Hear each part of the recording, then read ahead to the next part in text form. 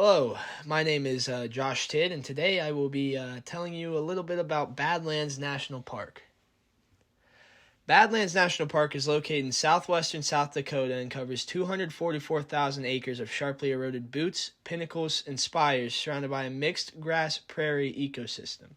Badlands was authorized by a bill introduced by Senator Peter Norbeck on March 4, 1929.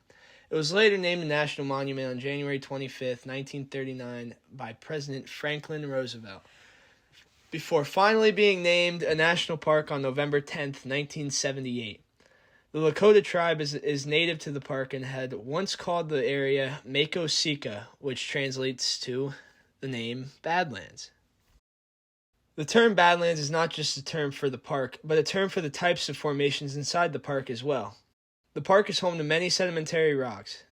Sedimentary rocks are rocks that start as sediments from rivers and are deposited in lakes and oceans. The landforms of the park form from the erosion of these rocks in the park, such as limestone, sandstone, claystones, siltstones, shale, and mudstones. As well as this, there is volcanic ash from eruptions in the Great Basin. Sandstone and limestones are two of the main rocks, and they are different in the sense that sandstone is more quartz composed and has some feldspar in it, and limestone is composed of mostly calcite. The Pierre Shale is the bottommost layer of the park and was deposited around 75 million years ago. It is composed of fine-grained clay and silt from the western interior seaway. It also contains fossils, which we will come back to later.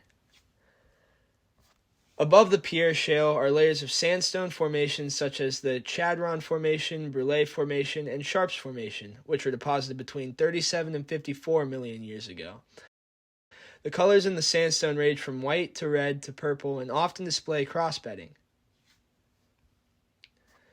The White River Group consists of sedimentary rocks such as sandstone, mudstone, and conglomerate. This group was deposited between 23 and 37 million years ago. This group also contains many fossils.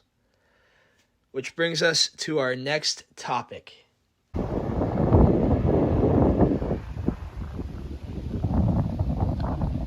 Crazy, man. It's so crazy. It's part of the park. I'm going to drive the loop back to Wall. It's going to be cool.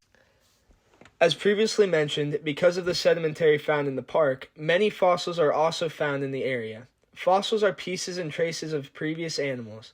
These fossils form from the remains of animals being buried and covered by sediment, causing them to be preserved over time and then become exposed as the sediment around them erodes. Because of the uniqueness of the land formation and the number of exposed sediment beds, Badlands is a hotspot for paleontologists and anthropologists. The exposed sediment makes it easy to find fossils, and the constant erosion of the rock results in more fossils constantly being exposed. The White River Group consists of the most fossils in the park and contains many ancient mammals such as rhinoceroses, horses, and camels. The Pierre Shale is an ancient seabed and consists of remains of ancient marine organisms such as ammonites, clams, and fish. Most sources found in the Pierre Shale were marine reptiles that lived in the Badlands when it was covered by a shallow sea 75 million years ago. They were thought to be the top predators of the world during their time and would eat anything they could.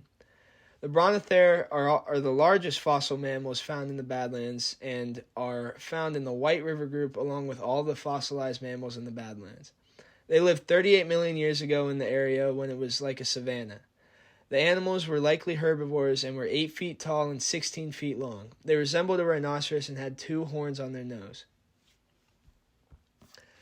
To wrap up my presentation here, I want to discuss Badlands in general. I actually was privileged enough to take a trip out there last summer, and it was my favorite park I went to, and some of the footage, I put a little bit of footage in this video from that trip, some of the pictures as well.